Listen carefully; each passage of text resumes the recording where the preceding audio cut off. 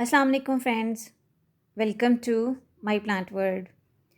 Friends, ये जो खूबसूरत से छोटे छोटे से पिंक कलर के फ्लावर्स आप देख रहे हैं, फ्रेंड्स ये प्लांट है यूफोबिया मिली का। और इसे आमतौर पर क्राउन ऑफ थॉर्न्स भी कहा जाता है, क्योंकि इसकी जो स्टेम्स होती हैं उस पर कांटे होते हैं। फ्रेंड्स, ये एक सेमी सेकुलेंट प्लांट है, लेकिन इसे आमतौर पर कैक्टस ही समझा जाता है। बहुत ही हार्डी प्लांट होता है और बहुत ही लो मेंटेनेंस भी प्लांट होता है। फ्रेंड्स, ये प्लांट दो तरह के मिलते हैं आमतौर पर। एक देसी वाला प्लांट होता है जिस पे छोटे से रेड कलर के फ्लावर्स आते हैं, और ये जो इस वक्त मैं आपको दिखा रही हूँ ये इसकी हाइब्रिड वैरायटी है। इनके फूलों का साइज़ भी बड़ा होता है, और ये रेड के अलावा पिंक, वाइट और लाइट येलो कलर्स में भी अब मिलने लगे हैं। और बहुत सारे शेड्स होते हैं, येलो के भी, पिंक के भी। फ्रेंड्स, ये खूबसूरत रंगों में बहुत ही अच्छा लगता है, और ये वार्म क्लाइमेट का प्लांट है। जहाँ पर मौसम थोड़ा गर्म रहता है वहाँ पर इसकी ग्रोथ बहुत ही अच्छी होती है, और वहाँ पर बहुत इजीली इसको ग्रो किया जा सकता है। जबकि वो इलाके जहाँ पर ठंड पड़ती है, ख़ास तौर पे जहाँ पे फ्रॉस्ट पड़ती है, वहाँ पर इसे आमतौर पर पॉट्स में ग्रो किया जाता है। और जिस वक्त फ्रॉस्ट पड़ती है तो उनके पॉट्स को उठा के इंडोर रख लिया जाता है। जबकि हमारे यहाँ इसे हम पॉट्स में और क्यारियों में कहीं पर भी आसानी से ग्रो कर लेते हैं। और बहुत ही हार्डी है। इसे आम तौर पर हमने रोड साइड्स पर डिवाइडर पे भी लगा हुआ देखा है। बिना केयर के, बहुत कम पानी के भी ये बहुत आसानी से सर्वाइव करता है। इसके लिए जो सॉइल लेनी है फ्रेंड्स, वो जैसे हम सेकुलेंट या कैक्टस के लिए लेते हैं सैंडी सॉइल, या जो थोड़ी सी रॉकी सॉइल होती है, अगर ऐसी सॉइल में इसको ग्रो किया जाए तो इसकी ग्रोथ और भी अच्छी होती है। ऐसी सॉइल होनी चाहिए जिसमें पानी ठहरता ना हो। वाटरिंग की जहाँ तक बात करें तो इसको बहुत कम केयर के साथ कम पानी की ज़रूरत होती है।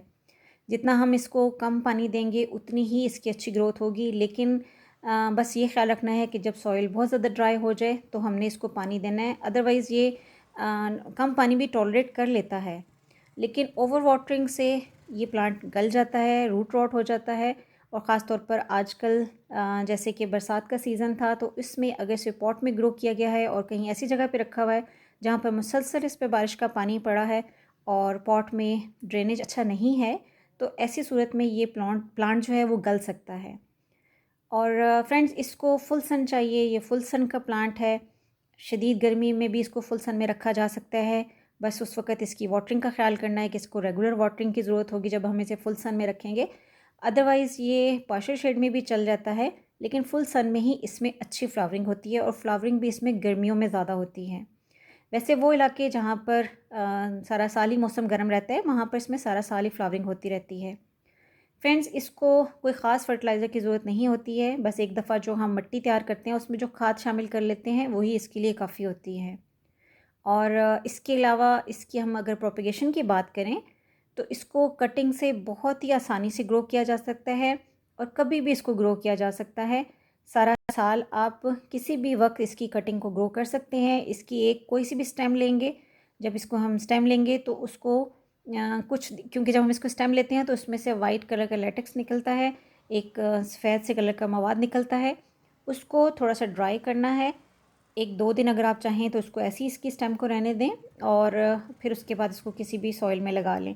और सॉइल में लगाने के बाद इसको फ़ौरन वाटरिंग नहीं करनी है, और 1-2 दिन के लिए इसे शेड में रखें, और उसके बाद इसे आप धूप में ला सकते हैं। और अगर आप इसको फ़ौरन लगा रहे हैं तो उस वक़्त आपने इसको डायरेक्ट ड्राई सॉइल में लगाना है, और फिर 4-5 दिन तक इसको पानी नहीं देना है। क्योंकि अगर हम इसको पानी उस वक़्त देंगे तो फिर इसका रूट रॉट होने का ख़तरा होता है, और फिर इसकी कटिंग जो है वो ग्रो नहीं होती। अदरवाइज़ ये बहुत ही आसानी से कटिंग से ग्रो हो जाता है। आई होप फ्रेंड्स आपको आज की ये वीडियो अच्छी लगी होगी, और अगर आपको यूफोबिया मिली के बारे में जो मैंने केयर गाइड बताई है आपको, अगर वो अच्छी लगे तो इसको ज़रूर लाइक करें वीडियो को। और अगर आप मेरे चैनल पे न्यू हैं तो मेरे चैनल को सब्सक्राइब करें। Thanks for watching.